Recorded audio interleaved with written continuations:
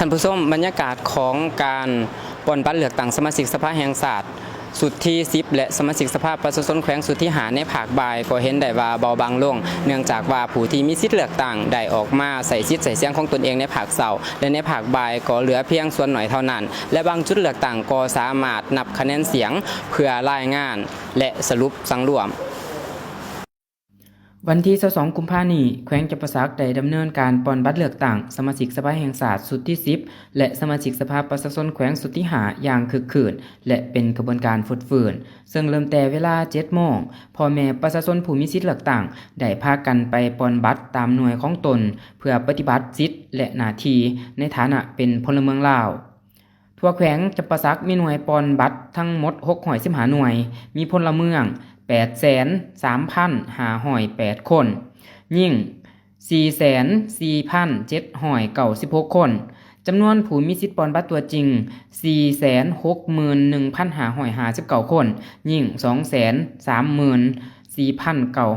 234,922 คน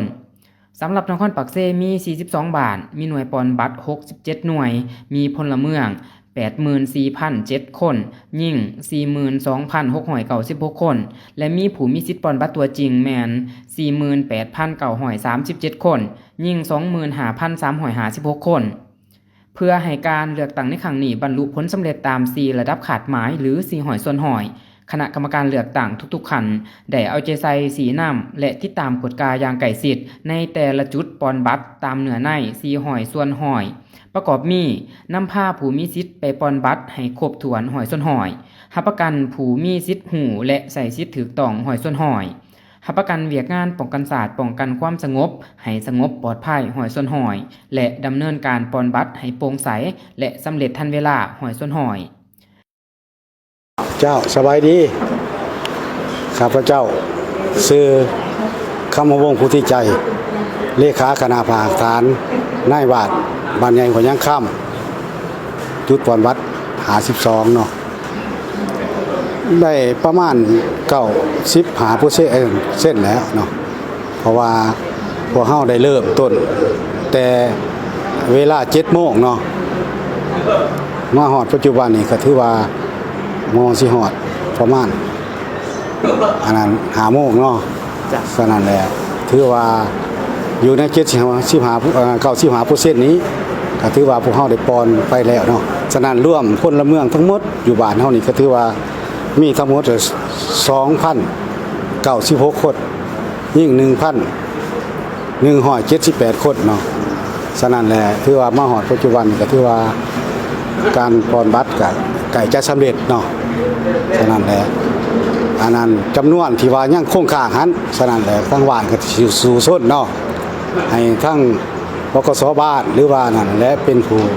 โฆษณาประชาสัมพันธ์ให้เขาเจ้าได้มาใส่สิทธิ์ให้มันครบถ้วนและให้มัน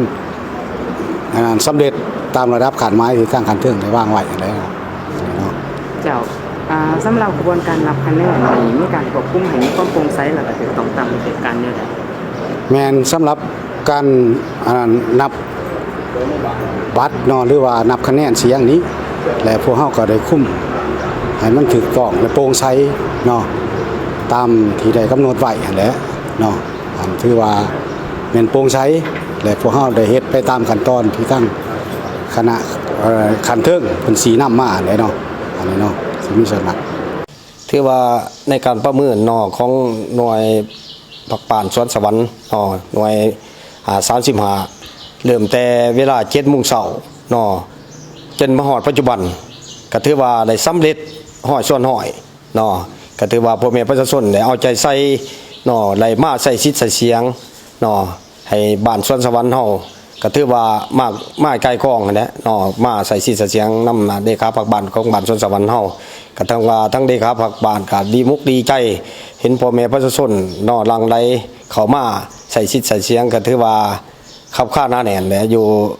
สถานที่วัดว่าอารามของบ้านสวนสวรรค์เฮาเนาะก็ถือว่าขอบมุกขอบใจเนาะในกระบวนการนับคะแนนนี้เฮามีการควบคุมให้มีความโปร่งใสและก็ถูกต้องตามระเบียบการแนวใดแน่จ้าถือว่าในนับคะแนนนี้เนาะคณะกรรมการเฮาที่แต่งตั้งไว้15สหายก็เลยเฮ็ดหน้าที่ของไผของมันเนาะก็ ก็ถือว่าแบ่งโซนเบิ่งพ่อแม่ประชาชนที่มาใส่สิทธิ์เสียงหันบ่ให้ว่าพลาดเนาะในการขีดเขียนได้อ่านเนาะลงคะแนนคักแน่เนาะนะครับเอกสารที่เพิ่นมอบให้เนาะก็ถือว่าดีมุกดีใจนะพ่อแม่ประชาชนเพิ่นเข้าใจง่ายเนาะที่เฮาอธิบายให้เพิ่นฟัง ท้ายสุดนี่เฮามีปัจจัยสำคัญแนวใดแน่ที่เฮ็ดให้การปอนบัตรอยู่ที่35ของเฮาประสบผลสำเร็จก็ถือว่าเนาะมาฮอดได้ยะสุดท้ายเนาะเวลา 4:30 นก็ถือว่าพ่อแม่ประชาชนก็ถือว่าสิ้นสุดมาปอนบัตรเนาะก็ถือว่าเบิดทางคณะกรรมการเฮาก็เลยปิดหีบเนาะแล้วนับคะแนนถือว่าเรียบร้อยเบิด 100% เนาะก็ดีมุกดีใจถือว่าผลสำเร็จของคณะ